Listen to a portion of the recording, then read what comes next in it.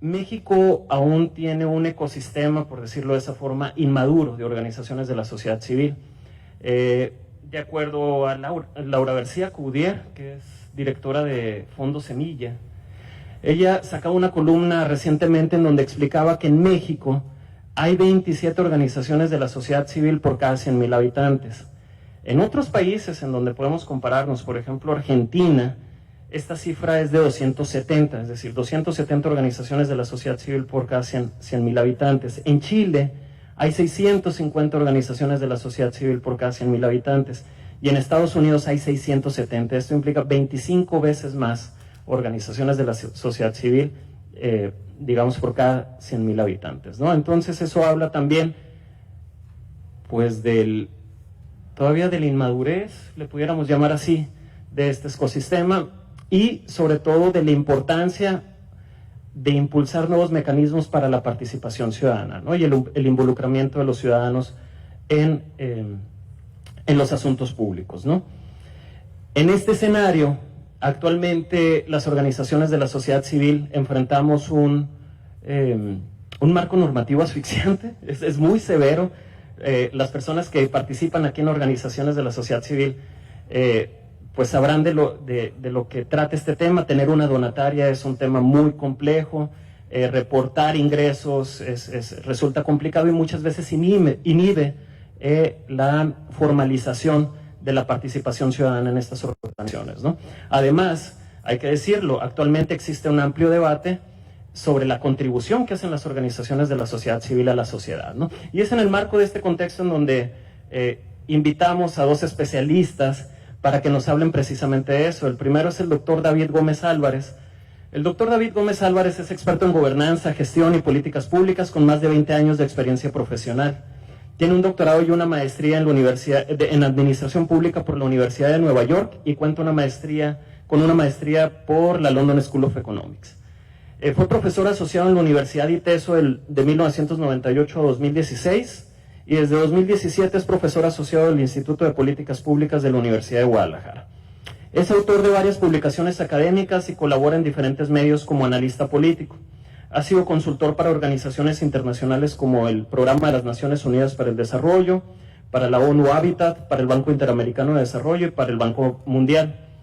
Ha participado activamente en iniciativas de la sociedad civil, es fundador de Jalisco Cómo Vamos y ha impulsado mecanismos muy relevantes que han sido destacados a nivel nacional, ejercicios como Glosa Ciudadana o el Monitor de Indicadores para el Desarrollo de Jalisco. Actualmente también es director ejecutivo de Transversal Think Tank. Gracias, David, por acompañarnos.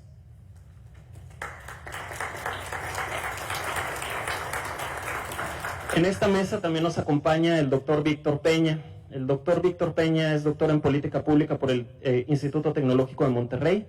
Es miembro del Sistema Nacional de Investigadores Nivel 1. Sobre políticas públicas, es autor de una veintena de capítulos en libros y artículos de revistas especializadas en temas de combate a la corrupción, participación ciudadana y transparencia. Ha participado como autor, coautor y coordinador de 7 libros. También ha realizado estancias de investigación en la Universidad San Martín de Porres, que se localiza en Perú, la Universidad Santiago de Chile, el Consejo de Participación Ciudadana y Control Social de Ecuador y el Instituto de Investigación Urbana y Territorial de España. Ha participado como conferencista magistral invitado y ponente en eventos académicos nacionales e internacionales, incluyendo países del Caribe, Centro y Suramérica, Europa y África. De acuerdo con el Senado de la República, fue nombrado integrante del Consejo Consultivo del Instituto Nacional de Transparencia, Acceso a la Información y Protección de Datos Personales, el INAI, para el periodo 2017-2018. Actualmente está adscrito al Centro de Estudios en Gobierno y Asuntos Públicos en el Colegio de Sonora, donde se desempeña como director desde febrero de 2018. Entre sus trabajos más recientes destacan una investigación sobre municipio abierto, desarrollado con el apoyo de la Unión Iberoamericana de Municipalistas. Como consultor para el INAI elaboró el documento teórico del modelo de gobierno abierto, que fue aprobado por el Sistema Nacional de Transparencia, Acceso a la Información Pública. Tiene en coautoría el libro Historia Panorámica del Congreso del Estado de Sonora, volumen 2, 2016, y la clase político-legislativa en Sonora, legisladoras y legisladores del Congreso del Estado de 1939 a 2018. Ambos en 2017 en coedición con el Colegio de Sonora y el Congreso del Estado de Sonora. Doctor Víctor, muchas gracias y de nuevo reconocer el gran esfuerzo que implica la organización de este foro y del evento en general, ¿no? Y bueno, para entrar en materia, quisiera empezar con nuestro invitado foráneo, David Gómez Álvarez. Preguntarte, David, desde tu perspectiva, ¿cuál es la lectura, cuál es el contexto que atraviesan actualmente las organizaciones de la sociedad civil en México? Muchas gracias, Ernesto. Muy buenos días a todos.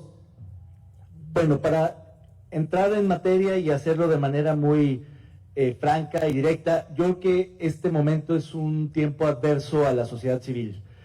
Comentábamos en una mesa de trabajo con Hermosillo cómo vamos, una discusión semejante.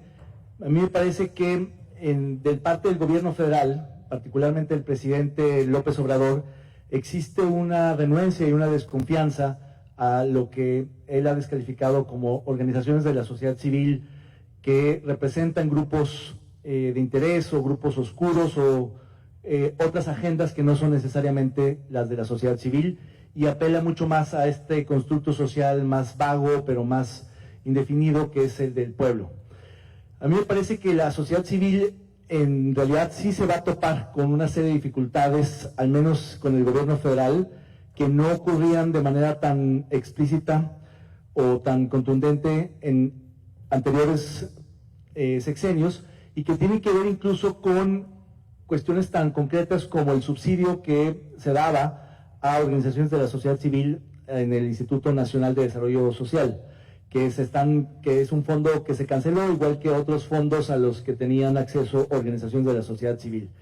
Eso tiene que ver con la idea que tiene el presidente y el equipo de gobierno actual, en el sentido de eliminar a los intermediarios, que así los nombra el presidente, de la relación del Estado mexicano con el pueblo, con la sociedad, saltándose esos intermediarios que en algunos casos pueden ser las burocracias que obstaculizan la transferencia de recursos directamente a los beneficiarios, usuarios, a la población en general, y en otros casos son las organizaciones de la sociedad civil que han intermediario, pero que también facilitan buena parte del trabajo del Estado mexicano que no termina, donde no alcanza a llegar.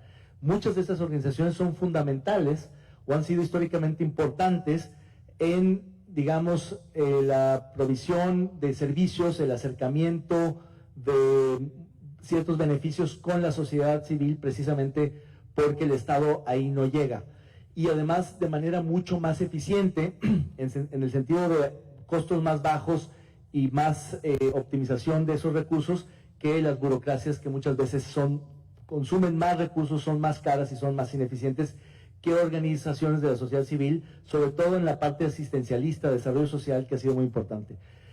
En la parte de la sociedad civil que es más activista, que está en temas de derechos humanos, de derechos políticos, de derechos civiles, creo que va a haber una confrontación importante, porque precisamente estas organizaciones han sido las que históricamente han criticado al poder.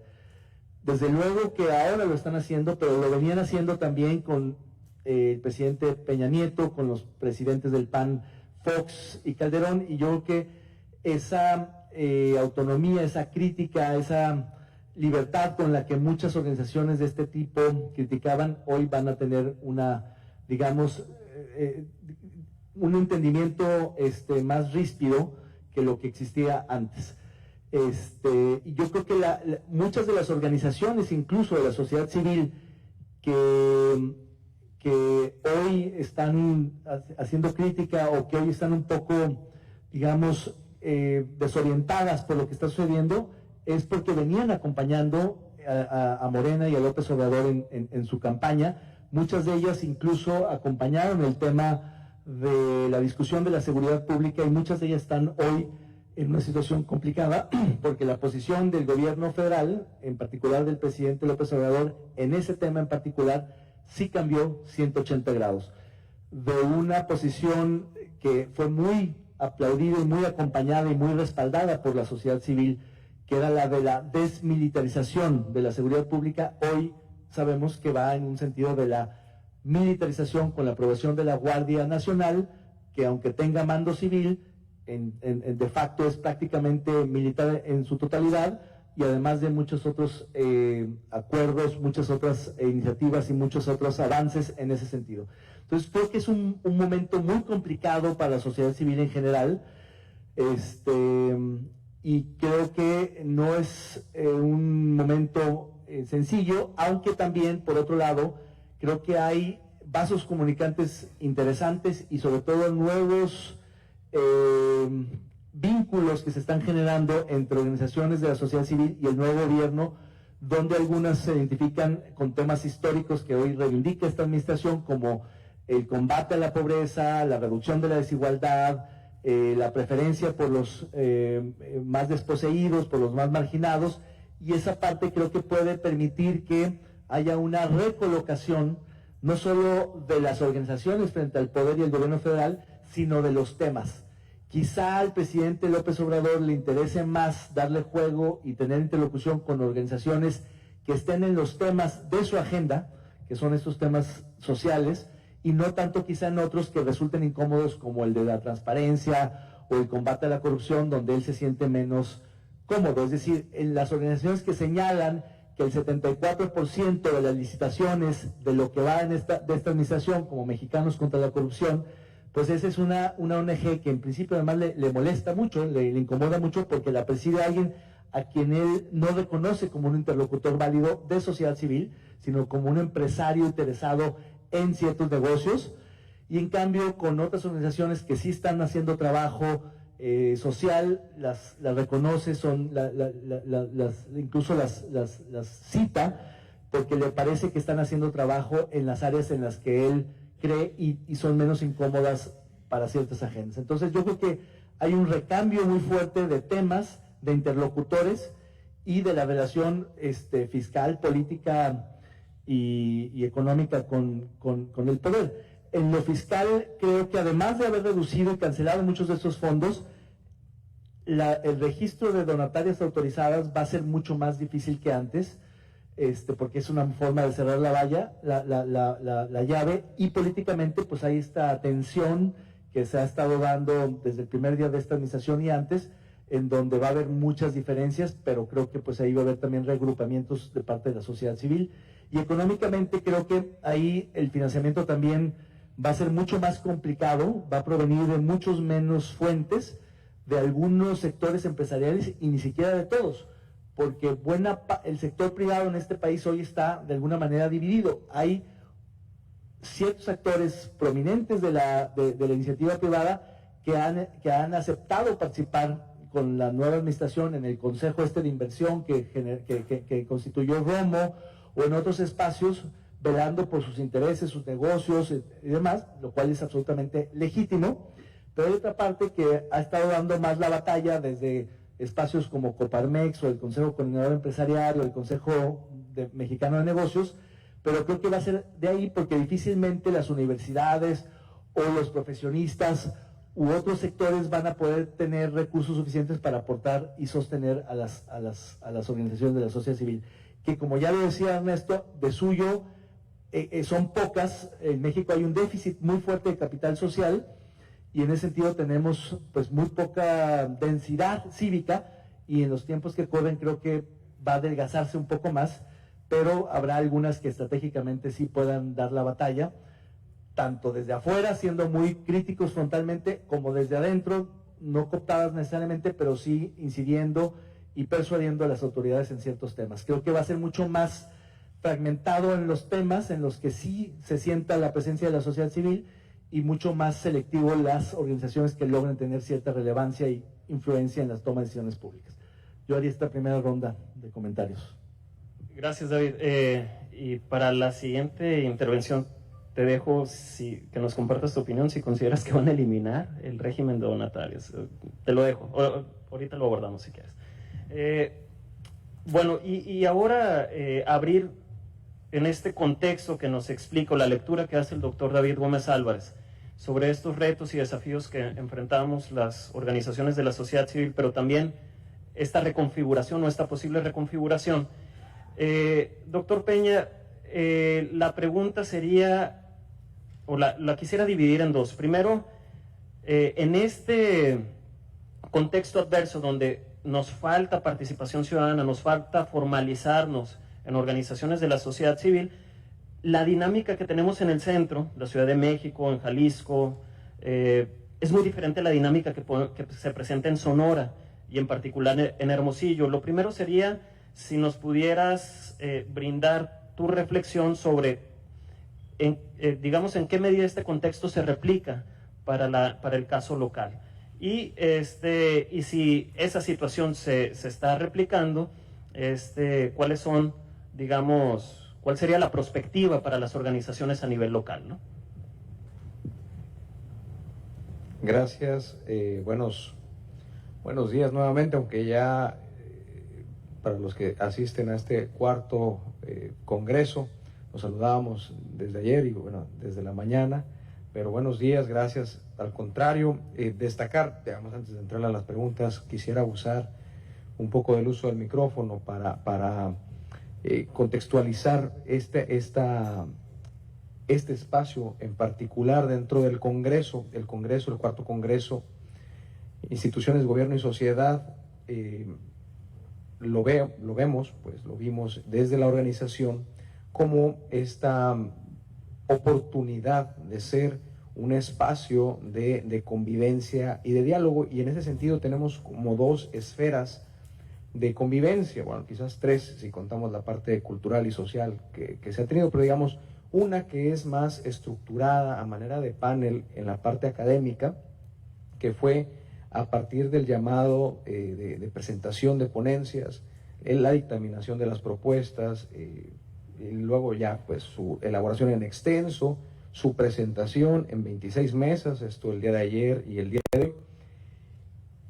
Y quisimos recuperar aquello que se empujó, que se motivó en el primero, sobre todo en el primero, luego ya en el segundo con un poco menos de claridad en la definición, que fue que también se presentara como un espacio para el diálogo en un contexto menos estructurado, y en ese sentido afortunadamente coincidimos con una iniciativa desde mi punto de vista tan importante como Hermosillo Como Vamos, y la posibilidad de tener dentro de este congreso este espacio en donde la participación fuera más como de diálogo. Incluso por ahí, si ven, el acomodo de las sillas responde a esta intención de que nos podamos ver más la cara, que no sé si sea la mejor forma de poner las sillas, pero la intención es precisamente que en algún momento, seguramente ya Ernesto nos lo irá diciendo, habrá esta posibilidad de irlo platicando y de irlo dialogando.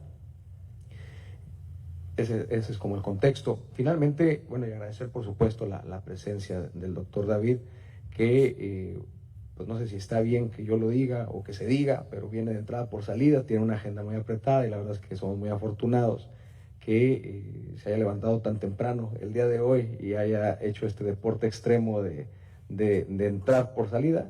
Y de veras muchas gracias por estar con nosotros, porque finalmente su experiencia desde la parte práctica, pero además también desde la parte de la reflexión académica y el difícil puente que hay entre la teoría y la práctica, bueno, pues aquí nuestro colega tiene esa panorámica. Ojalá y lo podamos exprimir lo suficiente antes de que se nos regrese en avión. Entonces, de veras, muchas gracias. ¿Cuál sería, ya llegando pues a la pregunta que nos hace el compañero Ernesto Urbina? Me parece que tanto en el caso de Hermosillo como en otros muchos lugares digamos, no del centro de la República, incluso no de ciudades o de regiones grandes y pujantes, como pueden ser la zona metropolitana de Monterrey, quizás la zona metropolitana de Guadalajara. La dinámica de la sociedad civil, me parece, tiene ya retos muy importantes, incluso antes de este cambio que muy bien se ha descrito.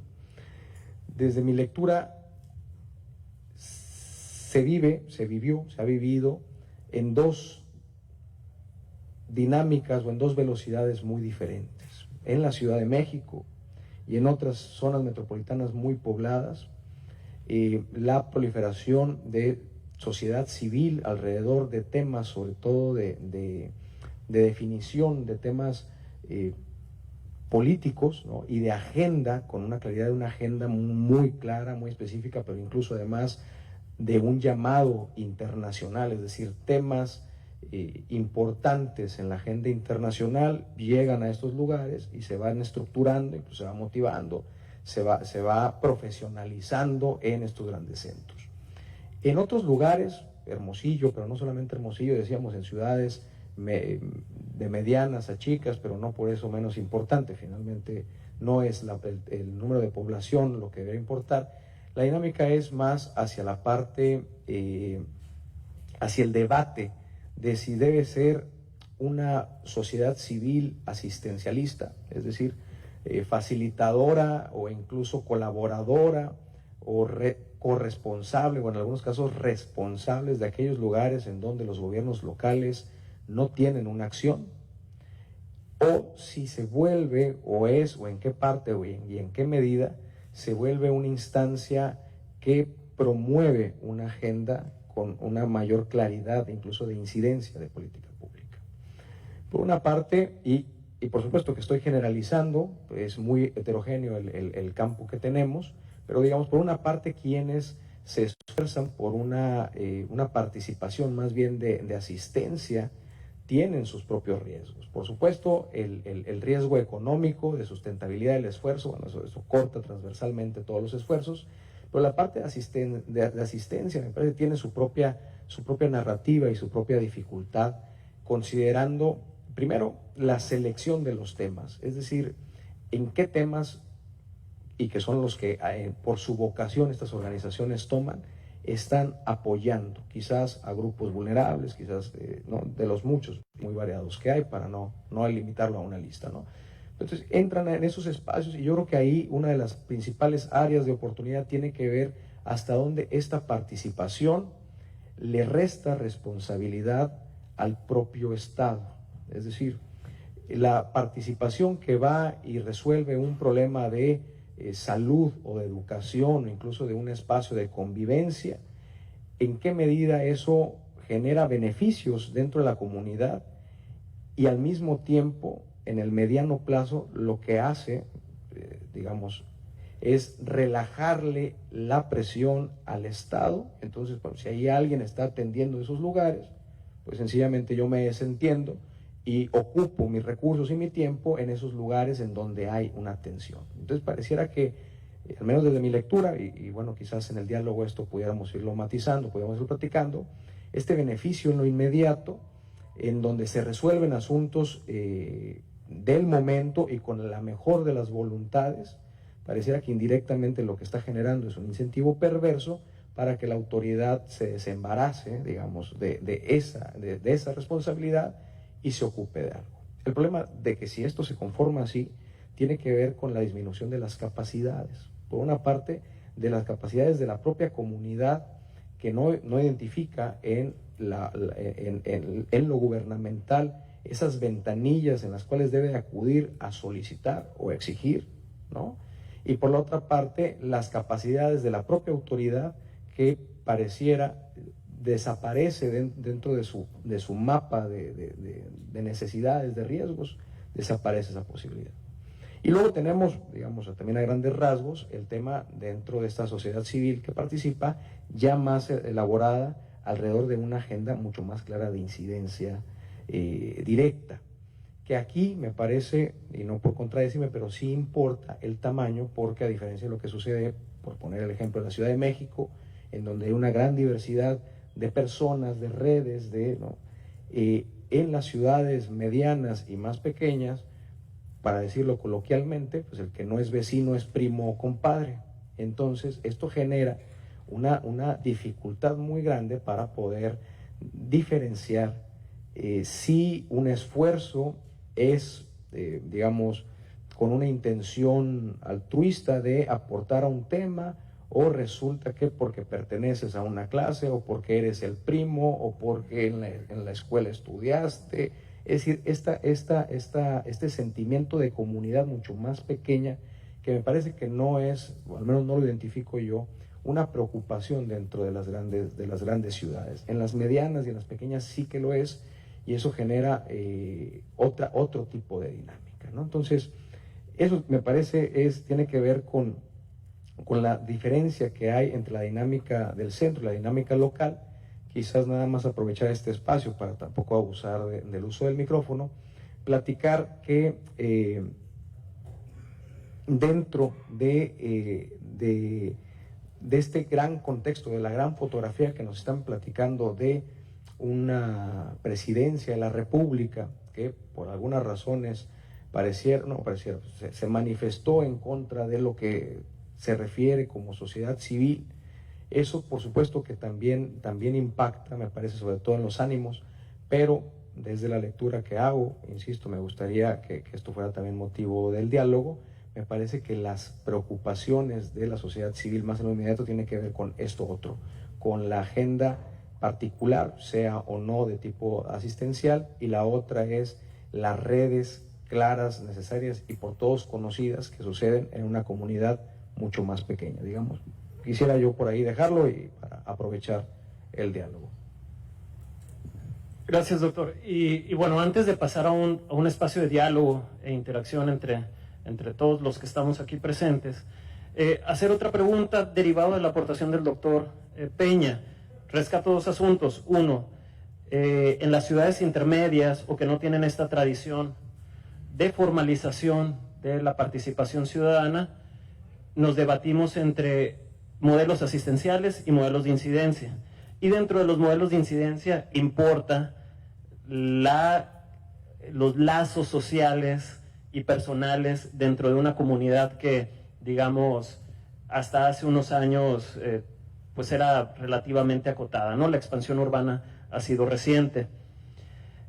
También mencionaba el doctor Peña algo muy importante: la participación ciudadana en México parece que se explica históricamente por el deterioro del Estado o el debilitamiento, la falta de capacidades por atender una diversidad de rubros.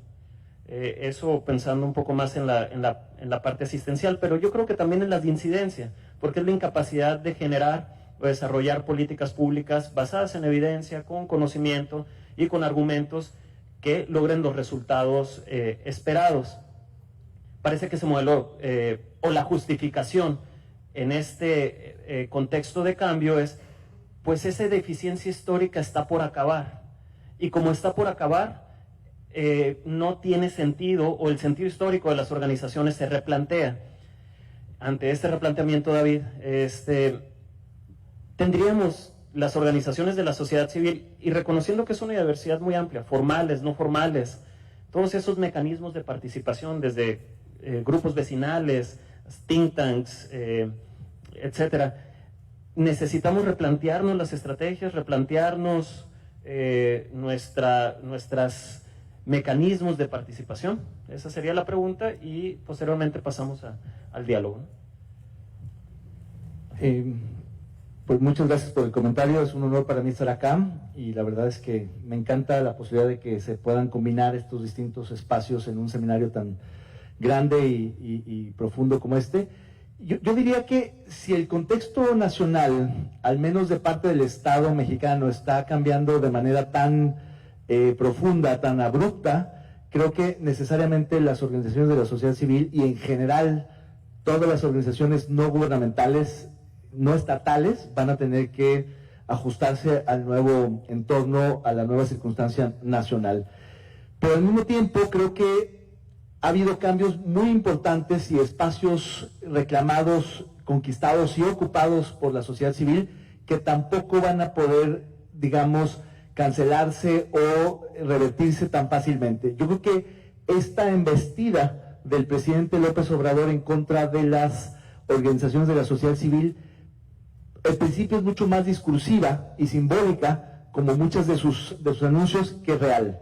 Es decir, para él construir la narrativa donde la sociedad civil se coloca del lado contrario a su visión de país, y de modo que la pueda estigmatizar como los enemigos del proyecto de la Cuarta Transformación, como los representantes de la mafia del poder, como los casi personeros de las distintas industrias, mercados y empresas que han saqueado al país, y en cambio poner de su lado al pueblo bueno, sabio, a quien consulto, en quien me baso, a quien me debo.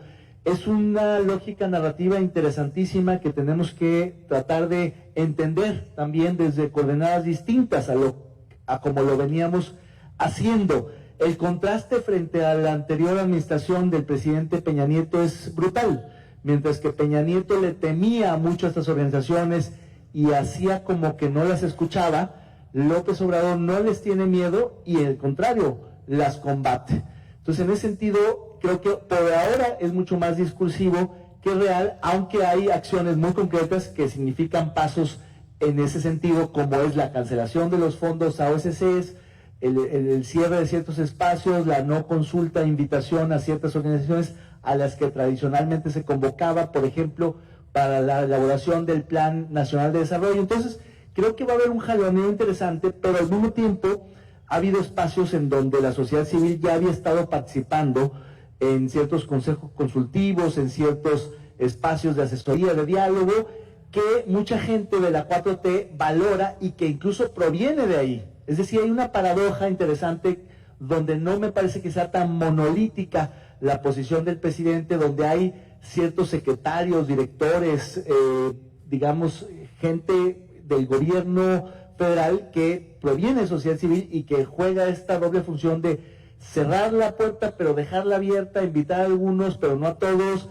y ahí va a estar la lucha. Y un ejemplo claro es el relanzamiento de la iniciativa de gobierno abierto, que había fracasado estrepitosamente en la administración pasada, cuando tras el escándalo del espionaje político, toda la sociedad civil, todas las organizaciones de la sociedad civil se levantaron. Hoy López Obrador tiene la capacidad de reconvocar y de convencer a esas organizaciones que vuelvan a la mesa, lo cual nunca más lo logró Peña Nieto. Hoy sí lo está logrando López Obrador, y básicamente con casi las mismas organizaciones, esas mismas que combate genéricamente como organizaciones FIFI, pero que en términos más concretos, a través de ciertos operadores y de ciertos secretarios, las vuelve a sentar a la mesa. Y van a estar ahí para reclamar una serie de cosas que no lograron en la anterior administración, que hoy, en algunos casos, sí parece haber mejores condiciones para lograr. Entonces yo diría que en términos genéricos y discursivos, sí hay un embate. En términos más específicos y puntuales, hay, digamos, distintas posibilidades, distintas combinaciones, y creo que ahí va a estar la batalla. Fíjate, hay un argumento que coincide con tu visión.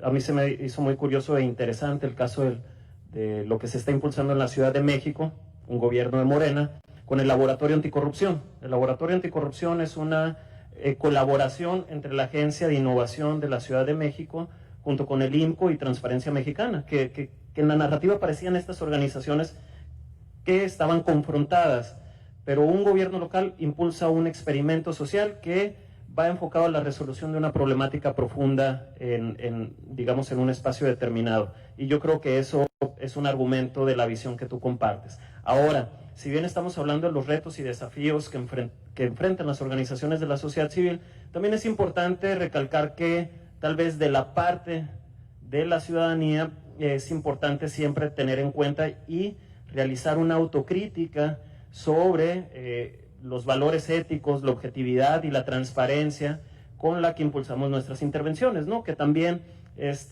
si no tenemos esa autocrítica, pues se puede alimentar ese debate sobre la contribución que realizan a la sociedad. Pero bueno, dejando eso en la mesa, pasamos a un espacio de diálogo. La petición sería aquí que los asistentes realicen preguntas a los invitados. Les pedimos de favor, para aprovechar al máximo ese espacio, que las preguntas sean concretas.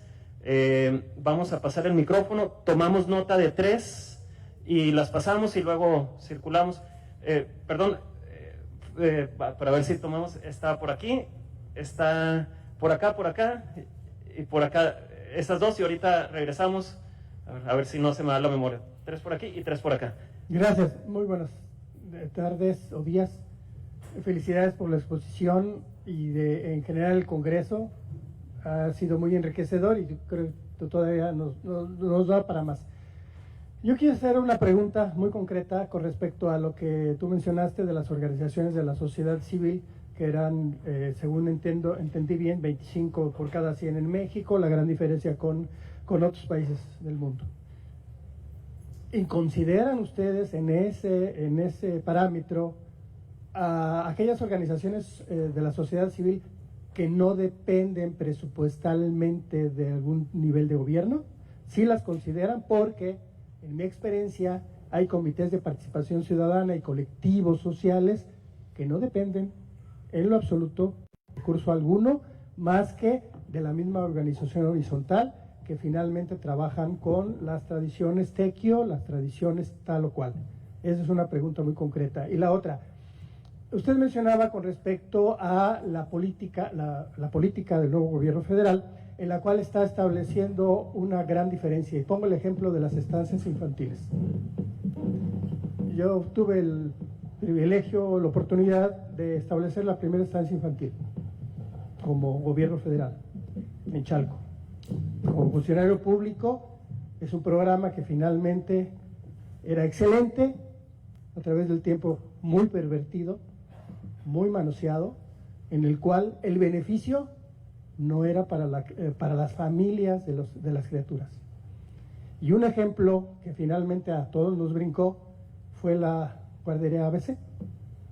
O sea, yo creo que finalmente una autocrítica tiene que ir mucho más allá de una cuestión presupuestal, porque finalmente empezó con Indesol a hacer una burocracia paralela en apoyo a recursos muy fuertes, en los cuales, por experiencia, si era cuestiones de vivienda, en lugar de llegarle 10 al beneficiario, le llegaba 7. Y 2 se quedaba en una organización, en una AC. Entonces, yo creo que la autocrítica es muy importante. Gracias. Avanzamos, tomamos registro y avanzamos, ¿no? Para que no sea... aquellas dos, sí, no sé cómo sea. Y ahorita regresamos, contestamos y regresamos a las 3 de acá. Sí, sí, ajá, la presentación es importante.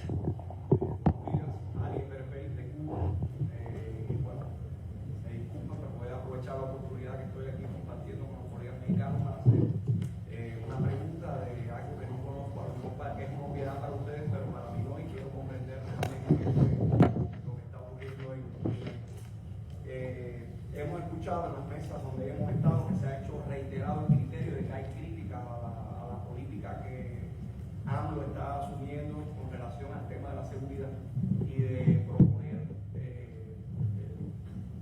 la Guardia Nacional por parte de las organizaciones de la sociedad civil. ¿Cuál es la alternativa a corto plazo? Porque sabemos que a largo plazo no basta con acciones de enfrentamiento, que hay que asumir políticas integrales, pero eso sería a largo plazo. A corto plazo, ¿cuál es la alternativa que están proponiendo las organizaciones de la sociedad civil? Me interesaría saber sobre eso. Muchas gracias. Y para este primer bloque, la última pregunta, por favor.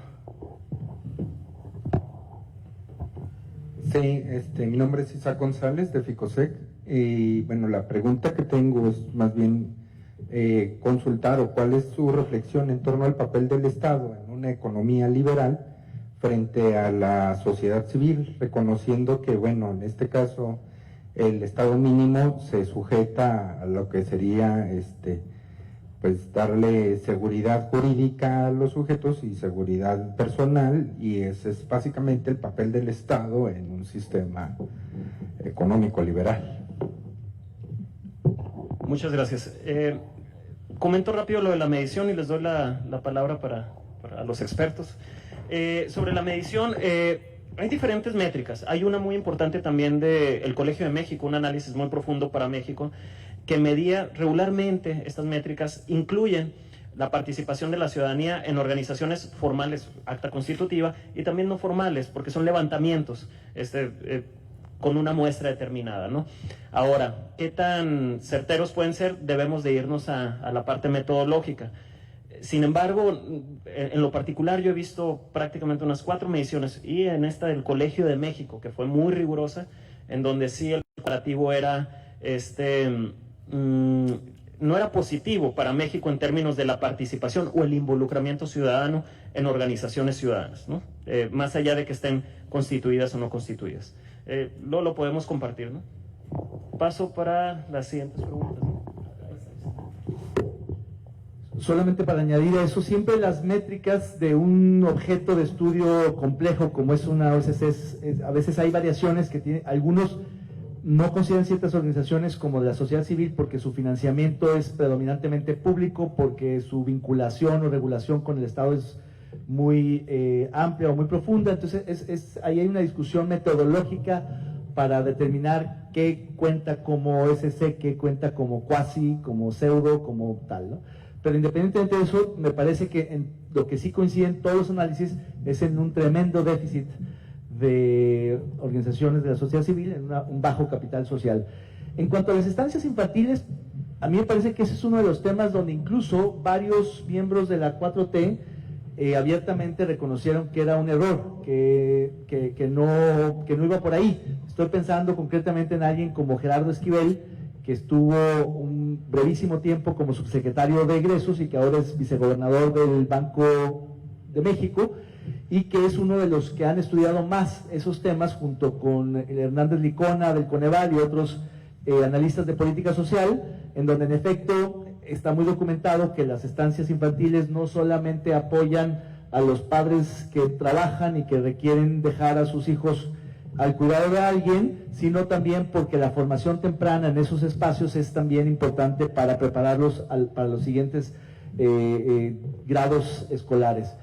En fin, es una discusión que me parece que desde la visión del presidente tenía que ver de nueva cuenta con eso que mencionaba de la eliminación de los intermediarios políticos, burocráticos y demás, que en principio no es mala, porque en efecto se han burocratizado, politizado y corrompido muchos de esos espacios, pero la solución no es de desaparecerlos, o esas instancias o esos espacios, sino reformarlos, transparentarlos, corregirlos. Y me parece que ese fue un tema que pues fue muy controvertido y a mí me parece que pues claramente fue un error. Si hay corrupción en esos espacios, pues combatamos la corrupción, no eliminemos esos espacios que en muchos casos sí funcionan y funcionan muy bien. La sociedad civil en el tema de inseguridad, me parece que aún ahí hay mucha divergencia, mucha variación en las propuestas, pero me parece que se alcanzó a construir durante la campaña del año pasado una cierta posición medianamente consensuada entre muchas de las organizaciones de la sociedad civil que trabajan en temas de seguridad, justicia, paz, corrupción, impunidad, como son Mexicanos, México SOS, Seguridad Sin Guerra, el CILPE, Causa en Común, todos esos que acompañaron a algunos de los, digamos, del equipo de López Obrador en la campaña, estaban totalmente comprometidos con la posición de desmilitarizar, de buscar la profesionalización de las policías subnacionales, que son las más débiles, más corruptas, más penetradas por el crimen, en fin, una serie de cosas en donde más o menos estaban de acuerdo, que hoy pues ya están en absoluto desacuerdo, que fueron esas mismas organizaciones las que dieron la batalla en el Senado para contener algunos temas como la indefinición del tiempo de la desmilitarización, que se iba a dejar abierto, se logró que fuera para este sexenio, que el mando fuera civil, aunque el resto de la corporación fuera militar, y algunas cuestiones, un fondo mínimo para las policías estatales, que en algún momento se planteó cancelar.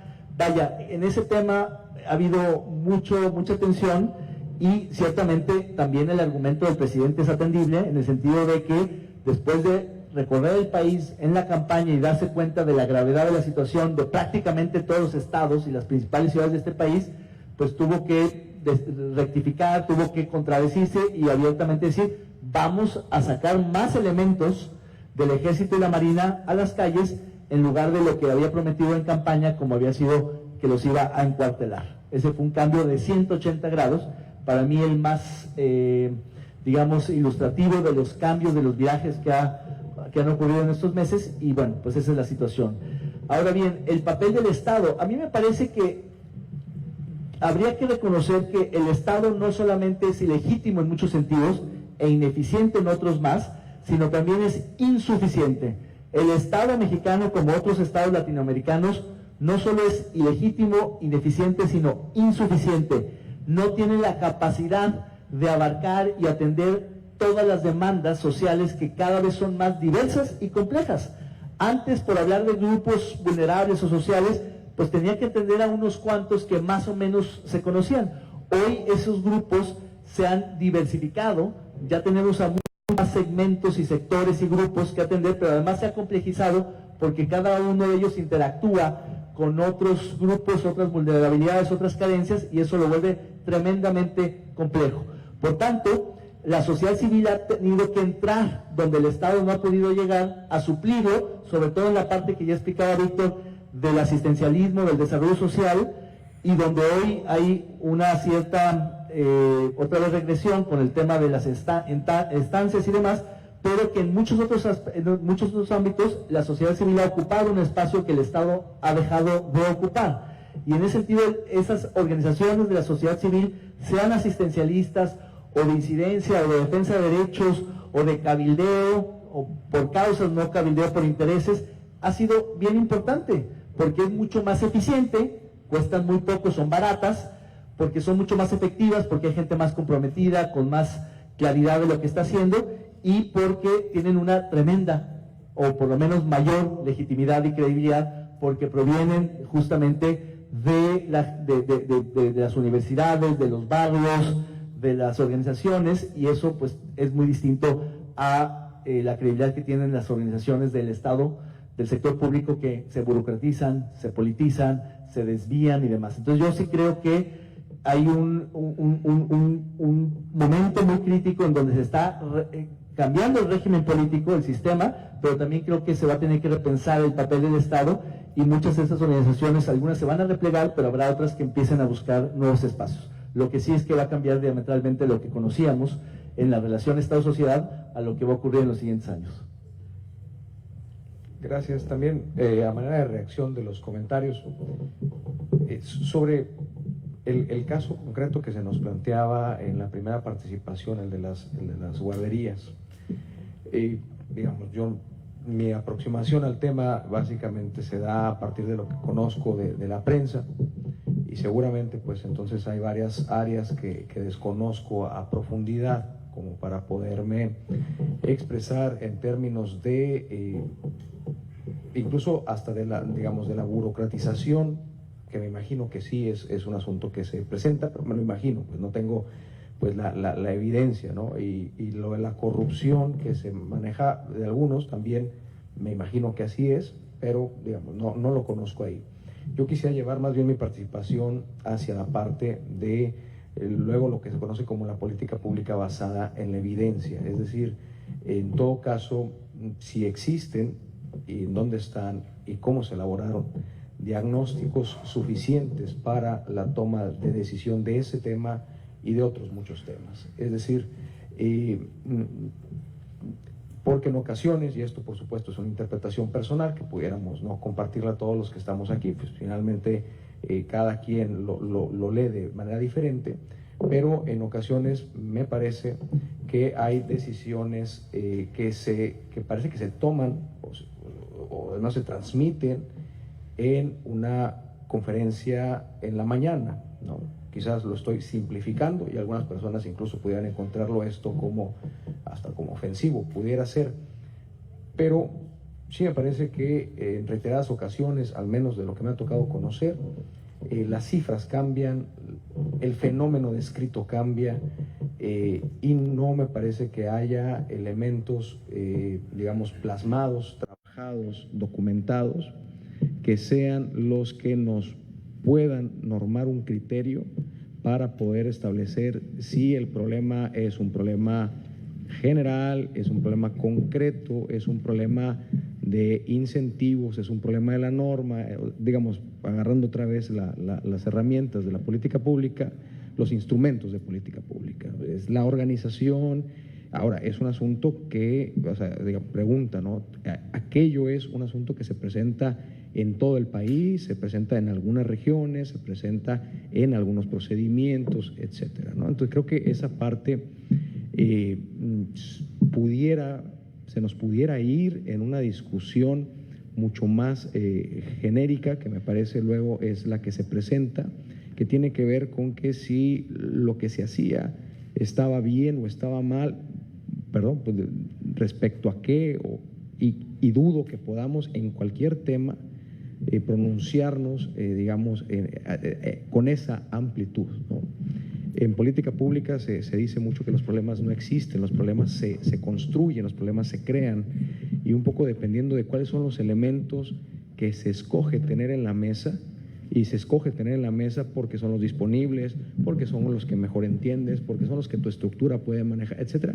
Esos elementos te van a construir el problema, y a partir del problema construyes la solución. Pero, digamos, en esa parte quizás mi aportación sería hacia la parte esta, que no es un asunto de este gobierno, es un asunto que seguimos, digamos, teniendo desde ya hace algún tiempo, el que no ha terminado de germinar la idea de basar las soluciones, las propuestas en evidencia, quizás no en todos los casos, porque también tiene que ver con esta idea del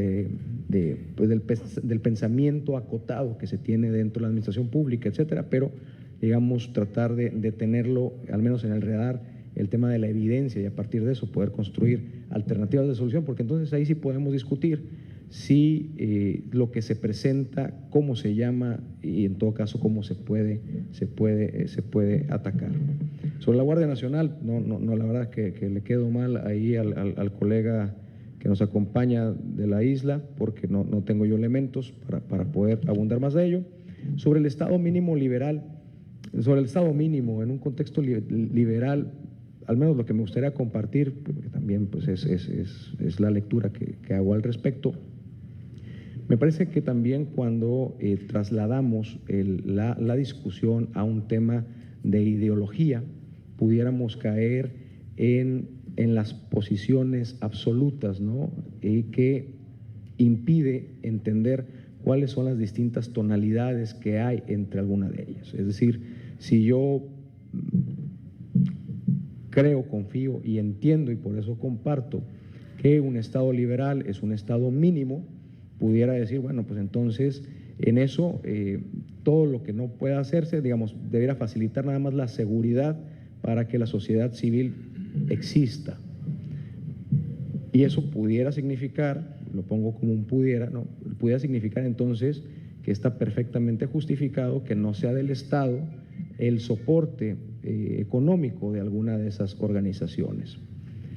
Sí, pero también yo diría, bueno, es que esas organizaciones subsisten de alguna manera,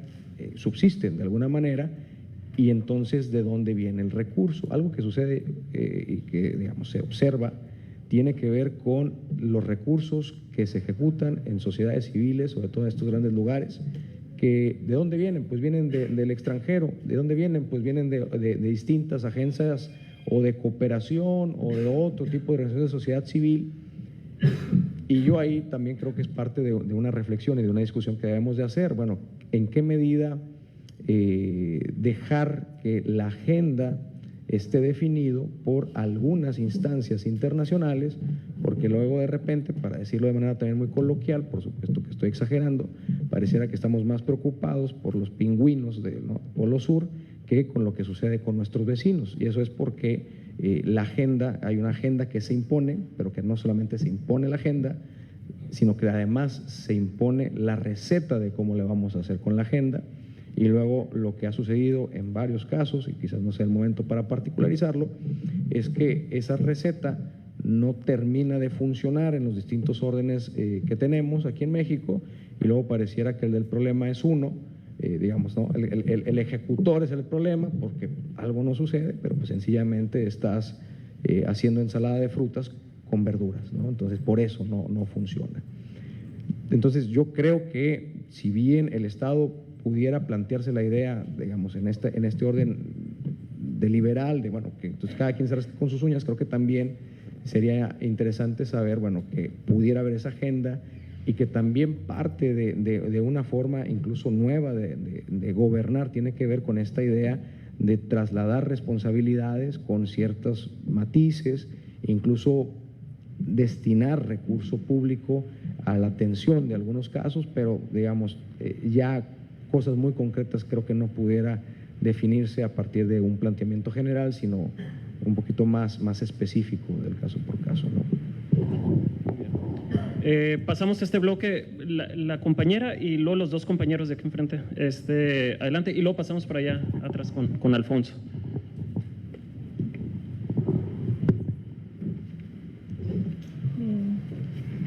Hola, buenas tardes, mi nombre es Cecilia. Voy a dar una opinión, no es pregunta, en tenor de fomentar este diálogo, ¿no?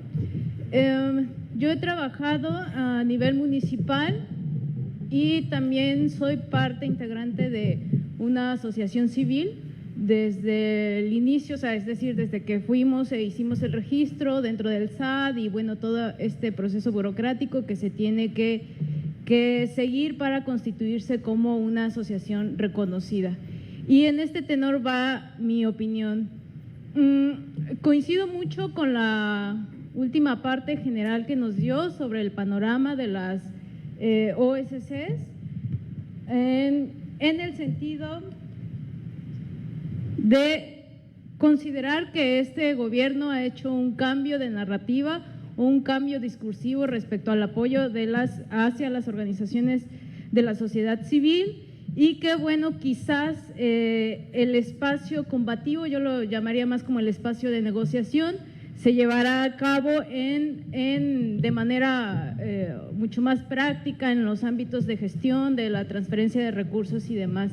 Sin embargo, me parece que es muy importante seguir pensando una autocrítica de las OSCs, porque desde mi ámbito de experiencia puedo afirmar que muchas de las funciones que llevaron a cabo los partidos políticos o los intermediarios políticos en estas relaciones entre sociedad y gobierno se transfirieron o las copiaron o las imitaron las organizaciones de la sociedad civil.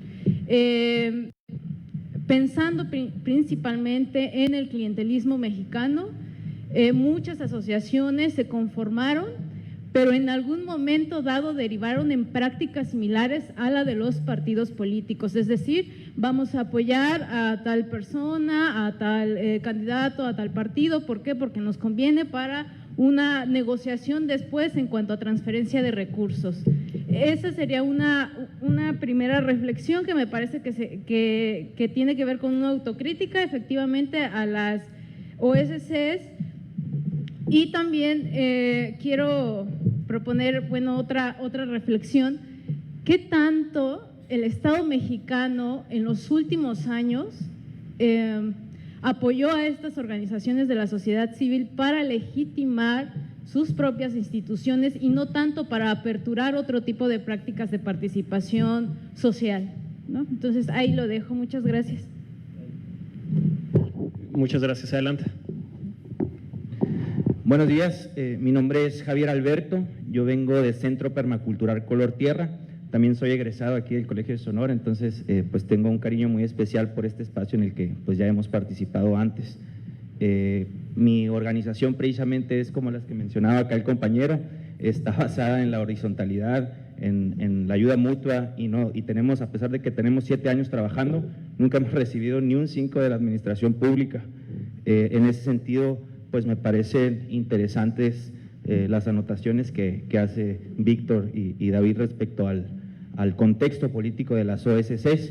Y en ese sentido, mis preguntas van más hacia adentro de pues de las distintas organizaciones que juegan en este ecosistema, ¿no? Como dice Ernesto.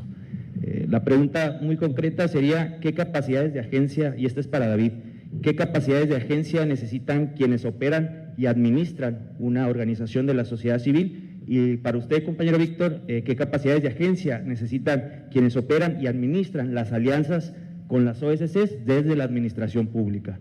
Y me voy a tomar la libertad de contestarle al compañero cubano, que no sé su nombre, maestro, pero alternativas a corto plazo que proponemos las OSCs. Para eso, pues a corto, a largo, a mediano y a cualquier plazo. Las alternativas son dos, las que proponemos. Una es diseñar una reducción organizada de la dinámica extractivista. Y dos, cultivar las capacidades de agencia de nuestras bases. Gracias. Adelante. Muy buenos días, soy Armando Godoy, soy psicólogo en un centro de salud y subdirector de una OSC. Y mi comentario va muy directamente hacia nosotros mismos que conformamos estos espacios, y es la de si realmente nos estamos tomando en serio la evidencia real, porque en mi experiencia lo que hacemos en este tipo de asociaciones es brindar servicios de cierta manera gratuitos, y en otros con recuperación tal vez. En mi caso también pertenezco a una asociación que hace uso de sus propios recursos y no del gobierno. Entonces, la evidencia como tal nos marca que para que las personas actúen de una manera en pro de su beneficio, de obtener bienes para sí mismos y para ser unos miembros funcionales de la sociedad, realmente necesitan trabajar por lo que obtienen. Y es ahí donde entra mi crítica directa a todos nosotros, que solemos brindar a las personas muchos servicios y bienes de manera gratuita, y en el caso de nosotros estamos enfocados a brindar servicios de salud de cualquier tipo a las comunidades o a la población en general que se encuentre en algún riesgo. En este caso podemos ver que brindamos ropa, que brindamos tratamientos de salud bucal, tratamiento psicológico, y todo esto de alguna manera realmente viene a crear en la población esta postura de comodidad donde no se tiene que trabajar realmente para recibir algo, y es algo que he notado tanto en mi trabajo particular como en la asociación. Entonces vemos que hay dos tipos de actividades que hacemos realmente nosotros, que una es brindar un servicio porque se lo merecen, porque hicieron algo, y también brindar un servicio aun cuando no se lo merecen. Y en este caso, el brindar un servicio cuando no se lo merecen o cuando no se trabaja por ello, por mucho que estén en necesidad, realmente es lo que estamos nosotros haciendo, crear un problema aún mayor. Si tomamos en consideración otros países y la cantidad de OSCs que existen, realmente es lo que estamos nosotros haciendo, crear un problema aún mayor. Si tomamos en consideración otros países y la cantidad de OSCs que existen y comparamos con las de México, no tengo realmente el dato exacto, pero me gustaría que viéramos si realmente aquellos países mejor desarrollados que México cuentan con más apoyo de parte de las OSC hacia la población que la que está recibiendo México, porque en dado caso tendríamos que basarnos muy bien en si esta evidencia dice a mayor actividad de las OSC o mayor número de OSC, realmente la sociedad mejora, como decía aquel doctor. O sea, principalmente los países pues parece que están brindando como apoyo para que crezcan a veces las OSC o que aumenten el número, pero no me parece a mí que realmente estemos nosotros ayudando a suplir las deficiencias del gobierno, que de alguna manera sí veo muy importante para nosotros apoyar a nuestros iguales realmente, ¿no? Y es con esta intención por la que muchos de nosotros trabajan. Pero realmente esto está ayudando el problema, o estamos nosotros alimentando esta necesidad y creando más dependientes. Muchas gracias. Muchas gracias. A los expertos respondemos y posteriormente pasamos a un tercer bloque, ¿no? Adelante. Muchas gracias por la reflexión, Cecilia. Yo creo que parte de la sacudida que ocurrió el año pasado con el triunfo de López Obrador, la sociedad civil está obligada a hacer una reflexión profunda y una autocrítica de cuál ha sido su papel y cuál será hasta ahora en el desarrollo, en la democracia, y cuál será su papel en los siguientes años. Yo sí creo que hay que hacer un corte de caja, detenerse en el tiempo, dar un paso en firme para ver qué sigue, y yo sí creo que van a cambiar muchas cosas, como ya lo decía, pero ciertamente estoy de acuerdo, porque en efecto muchas organizaciones de la sociedad civil se prestaron al juego político, se volvieron dependientes, clientelares, sí hubo cooptación, hubo desviación, hubo corrupción, hay casos escandalosos de muchas organizaciones que recibieron dinero y no rindieron cuenta de ello, en fin, pero en general las históricas, las más consolidadas, creo que ellas sí han hecho una aportación, digamos, indudable, que no se les puede regatear, pero aún así, habiendo hecho una gran aportación, también tiene que repensar cuál es su papel en una sociedad tan desigual, donde las organizaciones de la sociedad más comprometidas, más íntegras, más positivas, más creativas, siguen siendo parte de una élite y de un grupo, de un segmento de la sociedad privilegiado. Pocas organizaciones de la sociedad civil han logrado penetrar en las bases, en los sectores más pobres, más marginados. Me refiero a las organizaciones típicamente de incidencia, de defensa de derechos. Bueno, en derechos sí hay muchas comunitarias de base, pero más me refiero a las estratégicas que están tratando de incidir en las decisiones públicas. Esas son las que no tienen una base social extendida, ninguna de ellas. Estoy pensando en IMCO, Transparencia, Fundar, Ethos, no la tienen. Son muy buenas para incidir, para cabildear, para persuadir, pero no tienen un anclaje social popular, no están en el imaginario de la gente, nadie las reconoce, son muy selectivas. Habría que pensar cómo poder penetrar más en el resto de la población. Las capacidades de agencia de una organización, pues para mí están dadas en su libertad económica, que tengan ingresos propios, que no dependan de las transferencias públicas, que en efecto no reciban un peso de la administración, son las más libres, las que pueden tener mayor libertad de actuación.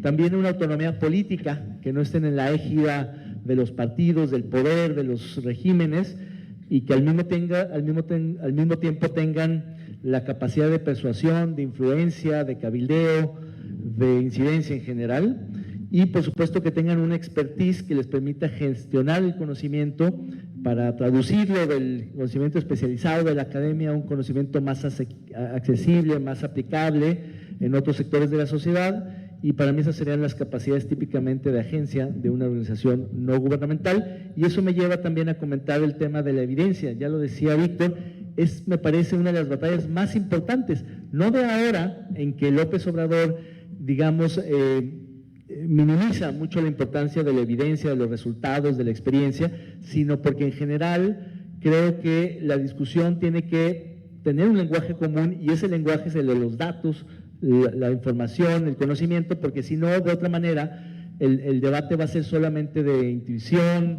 de feeling, de humores, y eso me parece que es muy riesgoso, porque el costo de no hacerlo bien, de fracasar, pues es muy alto.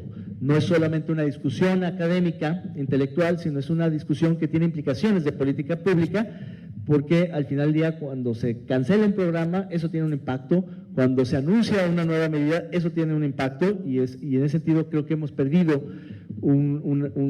estamos perdiendo una batalla importantísima, que es la de la evidencia. Y en ese sentido a mí me parece que las organizaciones de la sociedad civil han sido, y la evidencia ha sido muy importante, sobre todo en la construcción democrática del país. Yo creo que las organizaciones de la sociedad civil han sido muy importantes en la transición a la democracia, en el desarrollo político, pero no estoy seguro necesariamente que el déficit de organizaciones y de incidencia de la sociedad civil sea tan determinante en el desarrollo económico y social. Y estoy pensando en otros países donde también la densidad de la sociedad civil o el capital social es muy bajo. China ha tenido un crecimiento extraordinario y no hay una sociedad civil. Hay, al contrario, un Estado avasallador que coopta o que reprime a las organizaciones de la sociedad civil como las entendemos en Occidente.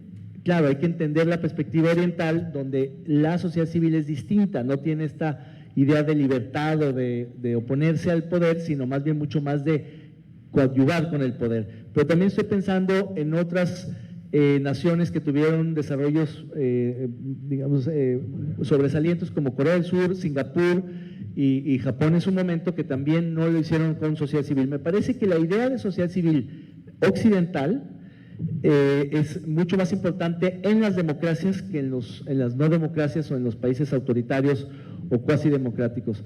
Me parece que es mucho más un tema europeo y norteamericano que del resto del mundo, aunque la influencia occidental ha hecho que muchas organizaciones surjan en Asia, en África, con la idea de la democracia liberal occidental, financiadas muchas de ellas por organismos internacionales del occidente, de las fundaciones tradicionalmente que financian este tipo de organizaciones, Open Society, Ford y demás, pero también por los multilaterales, que son bancos que al final del día están mucho más alineados a esta idea de sociedad civil liberal que la oriental, que es muy distinta. Gracias. También algunas reacciones. Primero, matizar un comentario previo, nadie me lo dijo, pero pues mejor de una vez lo comento. Esta idea que decía yo, bueno, lo de la agenda internacional que se traslada a México, quizás también matizar que no significa que entonces la postura que estoy compartiendo significa que lo mejor sea no atender a lo internacional. Digamos, también esta comunicación hacia lo internacional nos puede ayudar a ubicarnos en el lugar en el que estamos, ¿no? Es un matiz nada más que se fue en el anterior espacio. Muy interesante la parte esta de la partidización, así lo anoté yo, de la sociedad civil, ¿no? O sea, cómo, que por supuesto aquí estamos generalizando, habrá muchos matices, habrá casos concretos, etcétera, pero cómo algunas prácticas observadas como no deseables dentro de los partidos políticos, que en lo nacional llevó además hacia una agenda de discusión sobre el partido político o una alternativa de candidaturas independientes o candidaturas sin partido, es decir, toda esa dinámica que señalaba la idea de que los partidos políticos, en el caso mexicano, tienen un problema muy fuerte respecto a cómo se integran, cómo participan, cómo definen, cómo, etcétera, etcétera. El trasladarlo eso a sociedad civil, que parecía podía ser una alternativa diferente, pues es lamentable. Por eso yo agradezco mucho el sentido de la participación. Sobre cuáles pudieran ser precisamente esas capacidades que se requieren desde lo gubernamental para poder establecer alianzas en el gobierno. Digamos, yo creo que tiene que ver con el respeto, el entendimiento primero que los lenguajes de comunicación son muy diferentes, ¿no? O sea, la dinámica al interior del gobierno suele ser es burocrática y tiene que tener varios candados en el procedimiento. Esto es así porque quienes están en la organización gubernamental, en lo burocrático, son, lo he dicho en muchos lados, son personas ordinarias tomando decisiones extraordinarias. Entonces, si ahí se define a quién se apoya o cómo no se apoya, puedes hacer una diferencia tremenda en la vida de las personas, y hacia el interior debe haber candados no excesivos, pero sí suficientes y efectivos para que esas decisiones atiendan no al interés del gobierno en turno, no al interés del funcionario del momento, sino a un interés mucho más, digamos, social, abierto y demás. Que me lleva un poco también a algo que se me quedó de la participación aquí del compañero, que no fue, o no lo entendí así el sentido de lo suyo, pero me despertó algunas situaciones. Cuando se hablaba, por ejemplo, que desde la sociedad civil se planteaba la posibilidad de decir ese servicio a una persona que no se lo merece, o sea, se lo brindo, no se lo brindo, digamos, lo estoy un poco utilizando a partir de lo que yo quisiera compartir. Pero es que justo esa parte me parece muy interesante para poderse discutir de manera mucho más profunda, porque cuando estamos en la parte estatal gubernamental, más o menos tenemos definido cuáles son los intereses de lo gubernamental y cuáles son los criterios por los cuales esto se traduce en una actividad del Estado, que funciona con muchas áreas de oportunidad seguramente, pero el dejar algunos espacios a la decisión de personas que no tienen esta restricción, por ejemplo, el proveer de salud, así sea una comunidad alejada, y que se pudiera ser el pretexto de lo gubernamental, decir no llego hasta allá porque está muy lejos, ¿no? Bueno, llega llega la Coca-Cola y llega Sabritas y no llega el servicio de salud, creo que eso es lo que nos debería de estar incomodando, porque si se lo dejamos, el tema de salud, por mencionar ahorita, lo dejamos a la decisión de alguien que no atiende, que no tendría por qué atender un interés general, me parece un problema de omisión muy grave de parte de lo estatal, porque el criterio de quien decide eso, de si se lo merece o no se lo merece, en algunos casos puede ser de muy buen corazón, ¿no? Y decir, no, bueno, lo que yo quiero es que digamos que como que les cueste algo, porque si no, no lo van a apreciar un poquito. Hablan en códigos muy diferentes. La libertad que se tiene, digamos, muy entrecomillada, de decisión desde la sociedad civil, organizada o no tanto, creo que tiene esa posibilidad de poder llenar esos esfuerzos para poder compensar la rigidez de una estructura gubernamental. Por eso yo un poquito, por lo que se platicaba aquí, esquemas como los de la apertura gubernamental o el gobierno abierto, al menos, digamos, eso ya es una lectura propia, ¿no? En el papel generaría eso, pero un poco las experiencias que se han observado es que por entretenernos en la burocratización de la instrumentación, más que promover una buena implementación, se asfixió la posibilidad de poder avanzar en agendas que fueran conjuntos, ¿no? Y quizás también nada más para cerrar, por lo que también se platicaba aquí en la mesa, tiene que ver con esta incidencia en la agenda de parte de la sociedad civil y de cuáles son los temas que se toman y cuáles temas no se toman.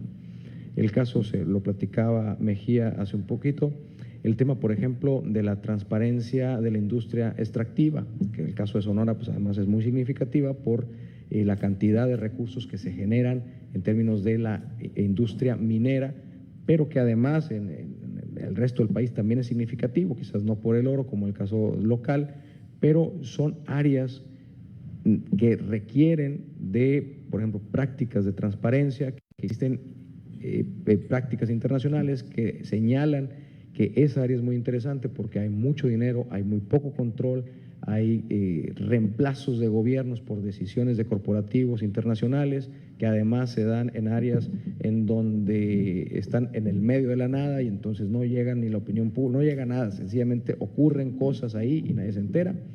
Y bueno, extraña cómo al ser México un país con una larga tradición de discusión en materia de transparencia, a lo largo de las varias y repetidas ocasiones en las cuales se sentó gobierno y sociedad civil a plantearse el tema, haya salido de manera muy insípida y hasta muy últimas fechas, a partir de la suma, de lo que terminó siendo la suma de México en la iniciativa para la transparencia de la industria extractiva, pero que además no ha habido un seguimiento real. Esto, por ejemplo, me parece, es un caso que quizás no es familiar para muchos de los que están aquí, pero es un caso en cómo puedes tener sociedad civil, la puedes tener muy activa, incluso definiendo mucha agenda, promoviendo incluso reformas constitucionales, sentándose en la redacción de reformas constitucionales, pero que no por eso significa que se abarcan todos los temas y que quedan esas áreas de oportunidad muy importante.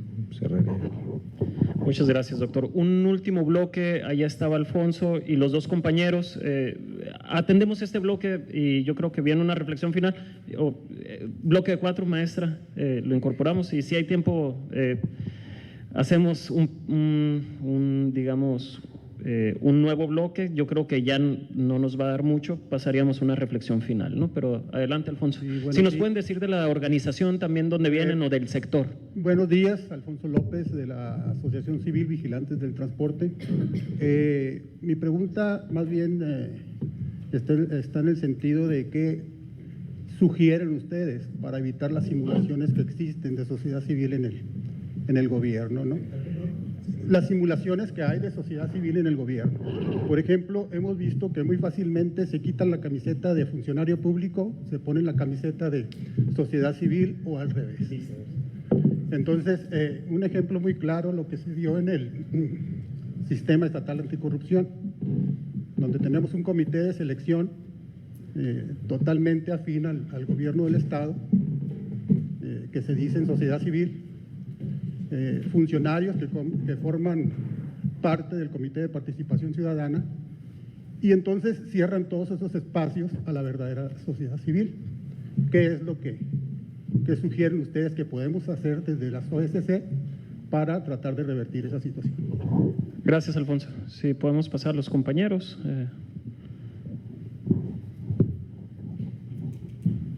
Bien, Diego González del Colegio de Sonora, Estancia de Investigación desde Colombia. Es una pregunta, digamos, un poco más conceptual.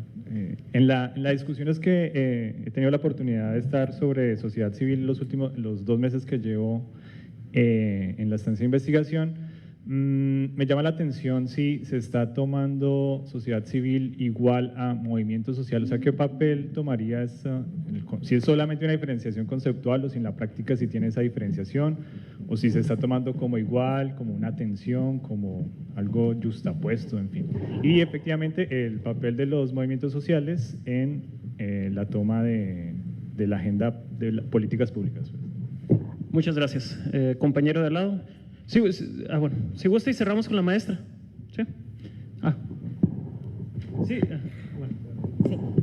Gracias, pues primeramente felicitarlos por este evento que desgraciadamente no es tan concurrido como deberíamos ser, porque aquí se expresaron términos bien importantes como la autocrítica y de todas, no nomás de la organización de la sociedad, del sector académico, del empresarial y no se diga del sindical, es decir, de todos. ¿Por qué? Porque con la llegada de López Obrador nos puso frente a una nueva política y una nueva forma de hacer gobierno, y yo siento que, pues bueno, yo creo que tenemos que asumir también un papel protagónico nosotros y dejar de ser una sociedad así adormilada y resignada.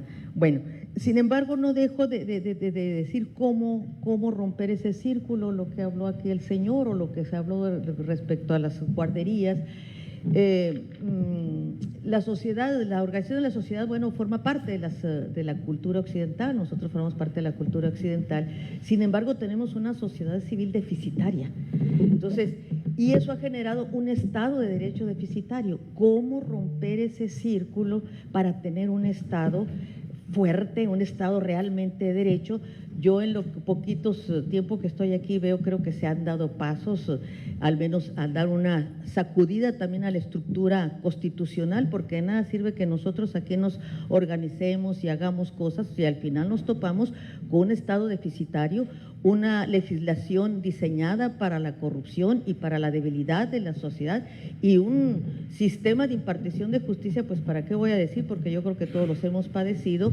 Entonces, ¿cómo rompemos? Esa es la pregunta, ¿cómo romper este círculo vicioso? Muchas gracias, maestra. Compañero, ¿cerramos o...? Bueno, Francisco Piña, Universidad de Sonora. Tratando de acercarme un poquito a una respuesta al doctor Pérez Vélez, ¿no? Quizá no le vaya a responder con lo que sí están haciendo algunas organizaciones, pero sí con lo que el gobierno federal no ha querido hacerle caso a estas organizaciones sociales. Este asunto de la Guardia Nacional, hablando en términos beisboleros, es otro batazo a la posibilidad de que el municipio se convierta en responsable de la idea o del plan de seguridad pública de su propio espacio, de su propio territorio. ¿Okay? Si es otra idea emanada de la federación, centralista, que va dirigido a resolverle el problema a un municipio a partir de una idea que no es sensible a los problemas de ese municipio. Algunas organizaciones sociales, civiles, justamente llevan décadas diciéndole, desde Fox, desde Calderón, sobre todo en la época de Calderón, diciéndoles, oye, dale poder al municipio, que el municipio decida, o que al menos el municipio haga un diagnóstico de cuáles son sus problemas. ¿Para qué? Para que te dé oportunidad de resolverlos en un plan sensible al municipio, no un plan sensible a la federación. ¿Ok? Entonces, desgraciadamente para la federación es más fácil resolver el problema con un solo molde que adaptar, que convocar a los municipios a que hagan precisamente esos diagnósticos, y no nada más que los hagan, sino que los lleven a cabo dándoles recursos y dándoles también estado de fuerza, que por estado de fuerza aquí en México, que es una de las situaciones que se trata de remediar con la Guardia Civil, da algún estado de fuerza mayor, pero un estado de fuerza mayor pensado desde la federación, no desde los municipios, y el sentido de muchas, o de algunas, no muchas, perdón, no son muchas, organizaciones civiles dirigidas a la delincuencia, al combate de la delincuencia, pues es esa, darle el poder a los municipios, préstales el estado de fuerza, pero que la idea venga de los municipios, y eso la federación todavía no les ha hecho mucho caso. Ese era mi comentario nada más. Gracias. Gracias, compañero. Sin duda, yo creo que abres una ventana de oportunidad para plantearnos la necesidad de dialogar la reconfiguración en el tema de seguridad desde lo local, ¿no? Entonces, parece que el diálogo está allá en el centro. Y, ayer se abría este congreso o este encuentro con una plática, ayer se abrió el congreso con una conferencia magistral, voy a abusar del adjetivo, ¿no? Exquisita, en la cual, en pocas palabras, la doctora Teresita nos decía, dile poder a los municipios, dénselo. Esta idea de la Guardia Nacional le da, insisto, un batazo a esa idea utópica para muchos desde allá, desde la lógica centralista. Pues doctor, luego hay que abrir espacios para dialogar esto, para profundizar en estas ideas. Y bueno, pues adelante con las preguntas, ¿no? Me parece muy pertinente la pregunta de Alfonso de la puerta revolvente que puede ser la relación sociedad civil-gobierno, donde unos pasan de un lado para otro, y ahí creo que habría que no solo regular, como se hace en algunos casos, poniendo periodos de embargo en los que no puedes ocupar ciertas posiciones, pero tratándose de sociedad civil, donde es más difícil regular, ese tipo de reglamentos o regulaciones son muy difíciles de diseñar y mucho más de implementar.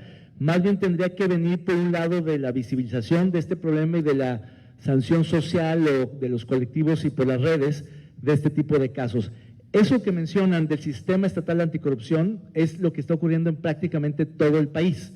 Debo decir que Jalisco es uno de los estados, o quizá el estado más avanzado en este tema, porque ha logrado completar finalmente su sistema con todas las piezas del rompecabezas: auditor superior, contralor, magistrados del Tribunal Administrativo, fiscal anticorrupción, que es autónomo, fiscal central o general que no lo es, pero que ya está nombrado. En fin, es el único estado, hasta donde entiendo, que ha logrado completar todas las piezas del rompecabezas, pero no ha tenido los resultados, digamos, que se esperan de parte de la sociedad, aunque está, digamos, moviéndose el asunto. Pero en muchos casos, estos sistemas han sido cooptados por el gobernador o por los poderes fácticos, simulando candidaturas provenientes de la sociedad civil que nadie conoce. Y ahí es donde creo que la gran discusión que se tiene que dar en este país es el de las designaciones públicas.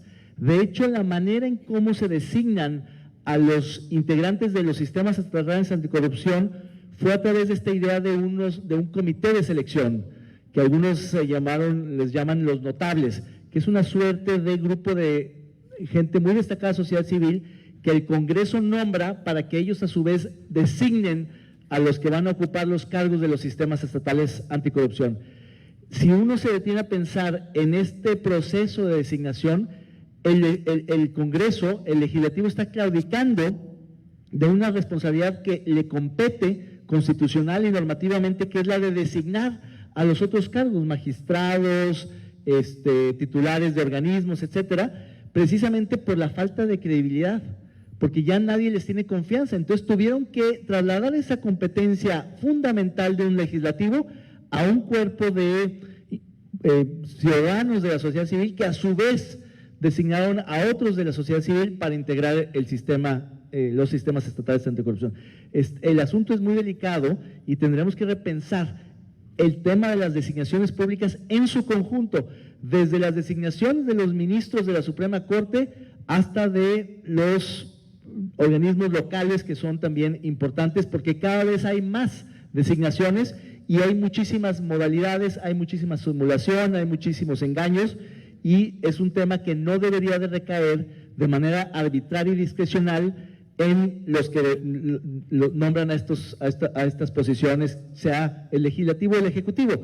Tenemos que regularlo de alguna manera mucho más estricta para evitar esto.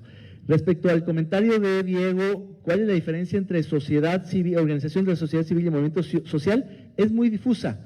es muy complicada. Conceptualmente, lo que se dice es el grado de estructuración y permanencia. Mientras más estructurado y más permanezca en el tiempo, se habla más de una cierta institucionalidad que se corresponde más a las organizaciones, mientras que los movimientos son más coyunturales, menos estructurados, más fluidos y responden a propósitos más concretos y desaparecen más pronto en el tiempo. Pero eso es una discusión mucho más, me parece, empírica que teórica, y entonces la clasificación es puede variar mucho. Me gustó mucho el comentario de la maestra, porque en efecto, para tener un Estado fuerte necesitamos una sociedad civil fuerte.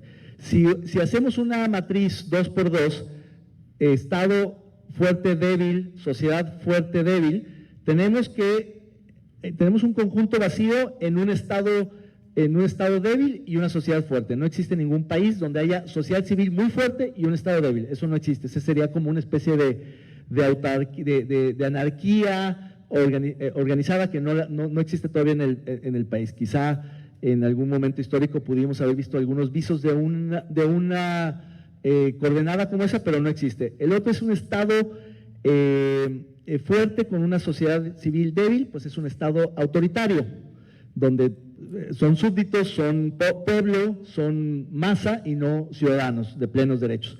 A la inversa, un estado fuerte, y la combinación de un estado débil y una sociedad civil débil, pues es un estado fallido, un estado que no tiene actores fuertes.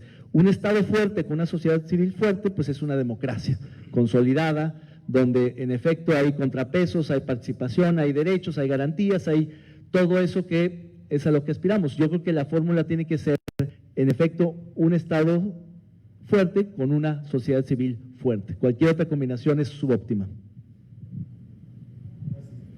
Gracias. Sobre la parte de la simulación, yo partiría de la idea de que la ley es un instrumento de dominio, es decir, quien hace la regla hace el truco, ¿no? En ese sentido, incluso para quienes no comparten la idea de la simulación, porque quizás habrá quienes lo vean como una idea muy extrema, me parece que todos podemos más o menos entender que se han ido introduciendo, y pareciera que cada vez más, mecanismos que precisamente tienen que ver con lo que platicábamos aquí en la mesa, la idea esta del reconocimiento de la falta o la muy endeble legitimidad que se tiene con respecto a ciertas tomas de decisión. Y entonces la creación y después rápida proliferación de mecanismos de consejos consultivos o de consejo, o de cualquier otro tipo de cuerpo colegiado, o para verificar o para validar, etcétera, se vuelven pues como el síntoma de pareciera esta enfermedad, en donde el asunto pareciera nos introduce en una dinámica circular, en donde por una parte te dicen, si no participas, no te quejes, ¿no?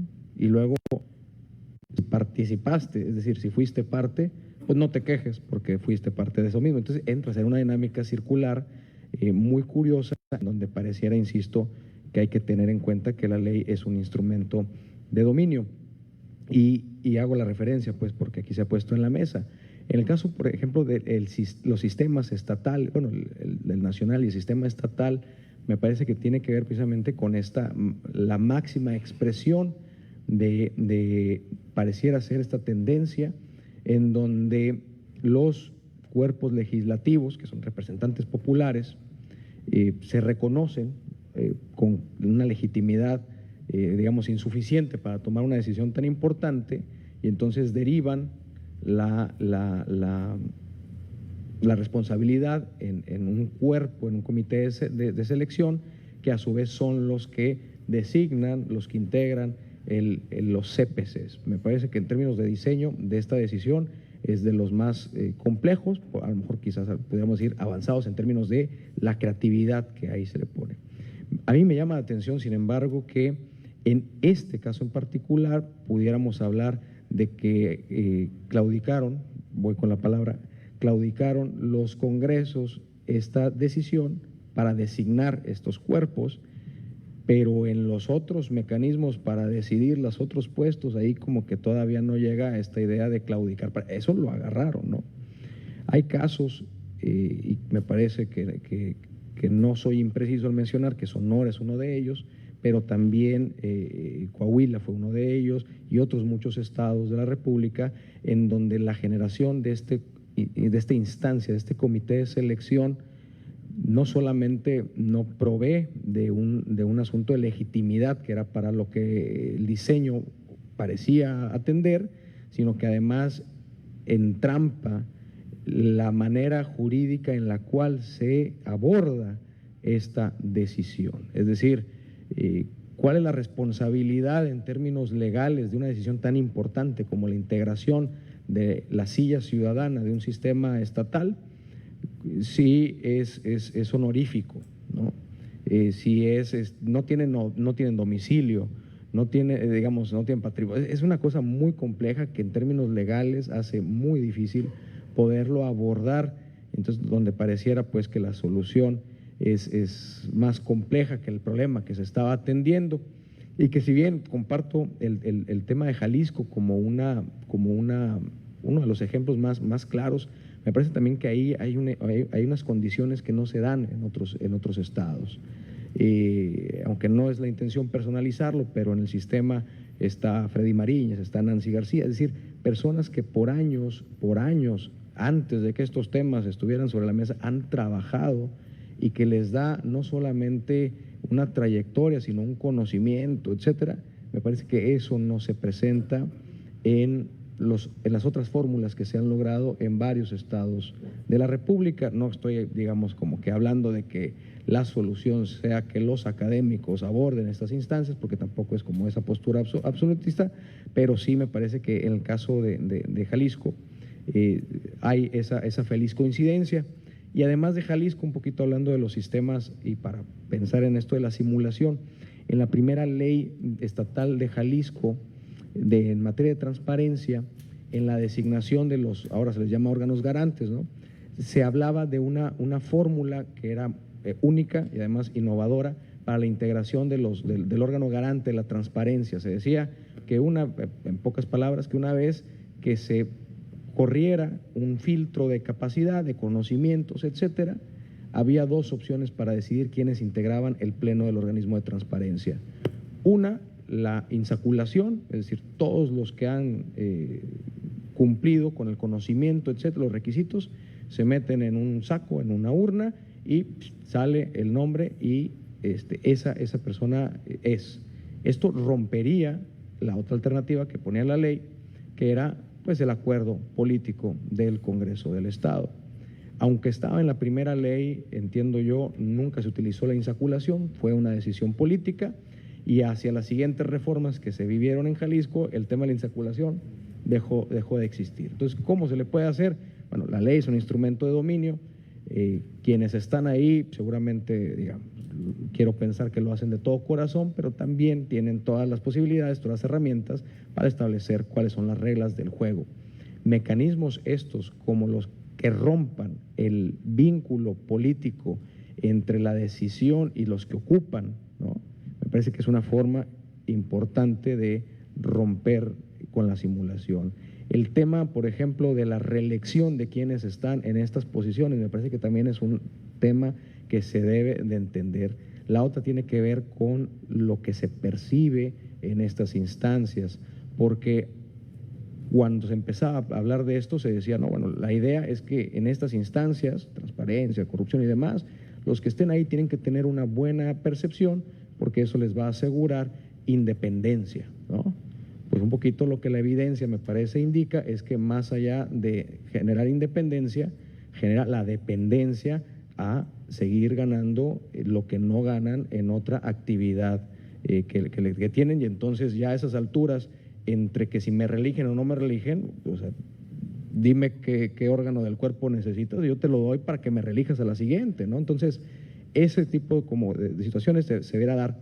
Sin embargo, creo que desde la parte esta de, digamos, un poco el programa, se parece más a esta figura mitológica griega de Sísifo, ¿no? El estar siempre batallando hacia llevar la piedra hacia arriba y que seguramente en el camino se nos va a resbalar y vamos a seguir y dentro de esta lotería quizás alguno luego llegue a hacer la ley y pues ya nos contará si se va a acordar de lo que se estaba diciendo aquí para facilitar a la sociedad civil o si por el contrario algo sucede que la silla cambia, ¿no?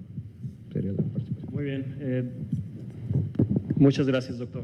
Estamos sobre tiempo y pues la idea, o creo que mi responsabilidad era hacer una sumatoria de todas las ideas plasmadas aquí, pero son muy amplias, diversas, pertinentes, tanto de los expertos como de los participantes en este diálogo. Y yo creo que generalizando, lo que nos puede dejar es la necesidad de abrir otros espacios para discutir temas particulares, sobre todo lo que implica la participación ciudadana, porque los mismos mecanismos de participación ciudadana son muy amplios, son diversos, son complejos, ¿no? Creo que partimos de la hipótesis que todo esquema de participación o mecanismos resulta pertinente si queremos fortalecer un Estado democrático, y yo creo que esos espacios de diálogo y de ideas nos pudieran ayudar para aterrizar estrategias de cómo darle la vuelta o generar puntos de inflexión para avanzar hacia una sociedad civil fuerte y un Estado sólido que promueva el bienestar. Agradecer, Víctor, por la organización de todo este evento, por la sensibilidad de abrir este foro que nos deja la necesidad de seguir discutiendo este tema. Y David, muchas gracias por hacer el viaje, por acompañarnos. Queremos entregarte un reconocimiento. Víctor, adelante. Gracias. Bueno, es algo muy modesto, pero no queremos dejar de pasar la oportunidad. Entregar esta constancia a David Gómez Álvarez por acompañarnos en esta actividad y además para que se lleve un buen sabor de boca.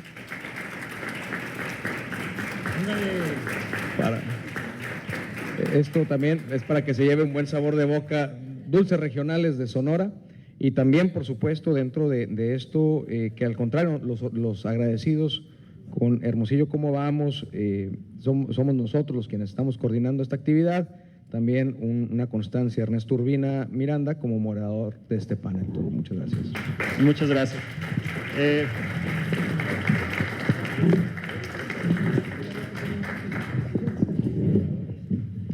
Gracias, Víctor. Y bueno, ya para cerrar, pues yo también quisiera un aplauso para los organizadores, el equipo que está organizando todo este evento.